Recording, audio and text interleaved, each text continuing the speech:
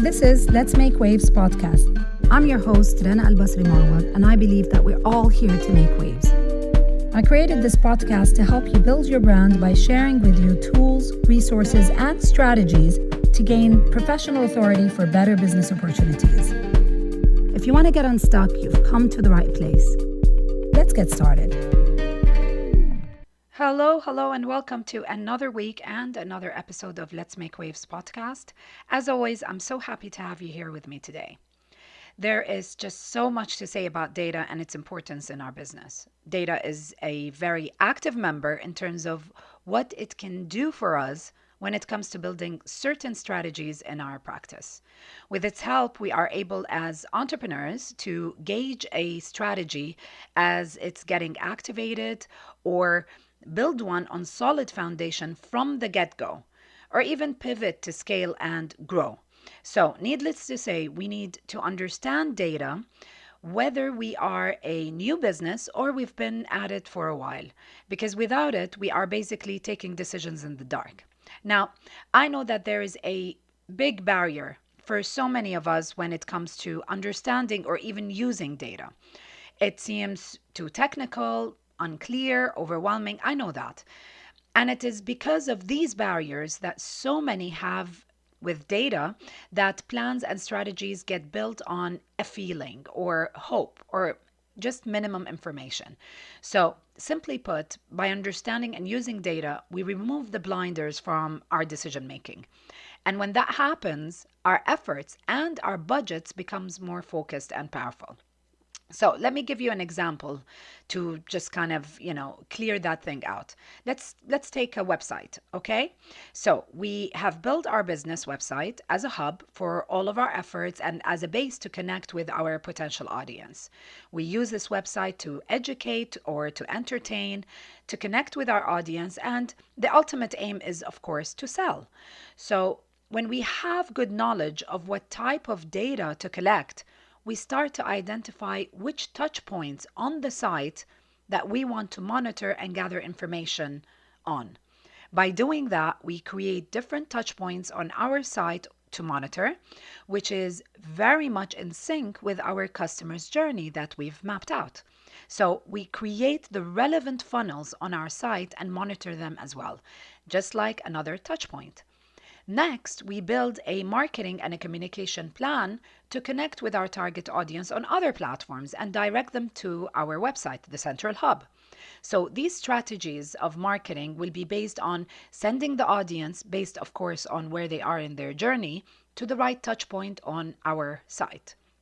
Now, this is just a simple example just to show you in a very simplified way a simple journey of a customer and of the usage of your website. So based on this example and on what we've created and activated, at a certain point we need to go back to the data that was collected from these different touch points. And that data will give us so much insight that is very, very important to our business. It will give us information whether our hub has been designed in an attractive way that is capturing the customer's attention. This information will also help us to understand whether we are retaining them on that platform. And the data will also show whether every touch point has been delivering on its goals. We will also understand whether our funnels are working and if our customers are completing their full experience with us. Simultaneously, the data will also give us an indication of our marketing and communication plan and how it has been delivering on their objectives. How have these plans managed to attract and convert the potential clients based on the goals that we've set from the beginning? Now, as I've mentioned, this is a very simple example, but I do hope that it gave you a better understanding, not only on why data is key, which I'm sure you already know that, but also on the importance of where to create the touch point to collect the right type of data that will actually be useful for you and for your business, as a business owner. So here's the thing. Not all data is relevant or important.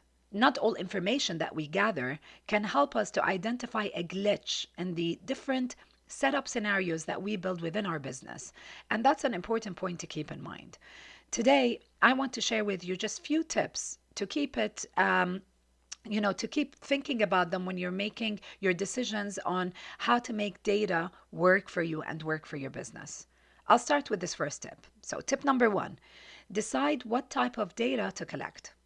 When you're determining what type of data to collect, start by establishing the objective in the beginning. So, what do you want to accomplish from a certain strategy? Now, I know that so many might answer sales. Okay, that would be the first answer, but that is not always the case. Some strategies are built on brand building. Others are built for lead generation.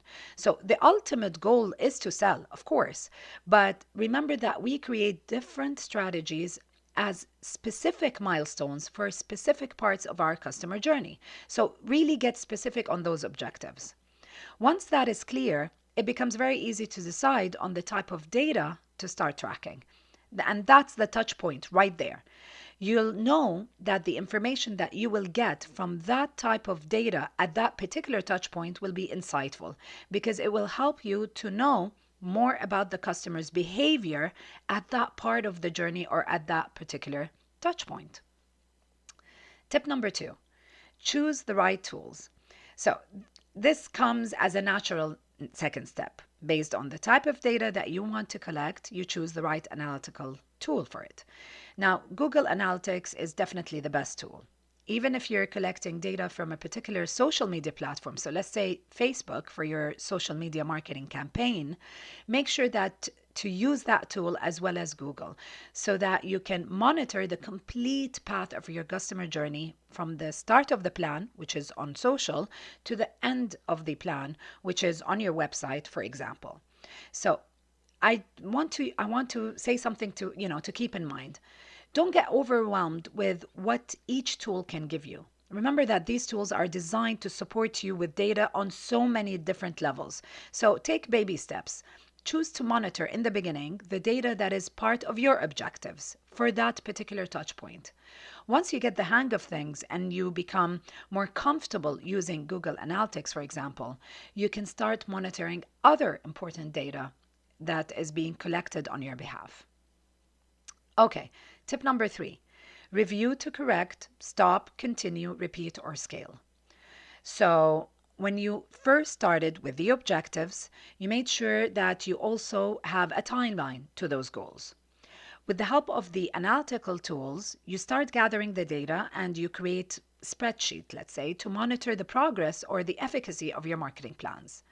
By giving the right amount of time to monitor regularly, okay, so it's not too premature. You don't monitor too early, it's too premature, and you don't wait too long and then it becomes a bit late when it comes to actioning the information from that data. So by giving that right amount of time to monitor, you'll be able to see in black and white what is working and what is not. You'll also be able to see which part of the plan is the weakest link that might require to be corrected or replanned, for example. Data will also help you to see what is not working. That's important. That's very powerful to know what is not working because it makes it really easy. It becomes an easier decision to eliminate. But here's the thing. You need to really study the data that you're collecting because so many plans or touch points, let's say, are created to assist in conversions instead of directly leading to conversions. So these touch points are as important as the touch points which are designed to convert. Because if you remove those, the path or the journey for the customer is kind of, it's missing a step. So make sure that you understand every single touch point objective and how it can assist in the conversion process versus just leading to a conversion. Because these touch points can be important in terms of bridging a specific touch point to another touch point. Now, the best part is that over a period of time, data will help you start predicting certain things and certain outcomes in your marketing strategy. And predictions are amazing because they are valid data.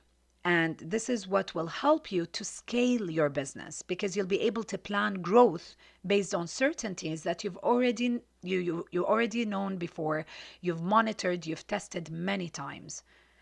Finally, this information will also help you to take confident decisions when it comes to your budgets. It is really clear what works, it's really clear what doesn't work, and therefore the decision making when it comes to distribution of the budgets and where to invest becomes easier. Now, I hope that these tips give you some guideline when it comes to making data work for you. As a beginner or as someone who is not very experienced or faces overwhelm when it comes to data. Today's episode was an introductory one, and I plan to dive into specific data collection strategies in the future episodes. So I hope you stay tuned so that we can talk about data even more and more in depth. Do let me know if there is anything in particular that is stopping you from feeling confident when it comes to data. I love to know about your experiences, and maybe I can create an episode how to tackle a specific challenge. And with that, we've come to today's episode, to the end of today's episode. Thank you so much for listening. Please feel free to connect with me if you have any topic or idea or any suggestion. The links to my social accounts are in the show notes. As always, I do hope that you didn't forget to subscribe to my podcast. I'd be honored if you can give me a review. And if you think that my podcast would be interesting and helpful to someone else, please feel free to share it. I can't wait to touch base with you this time next week. So till then, have a great week and take care.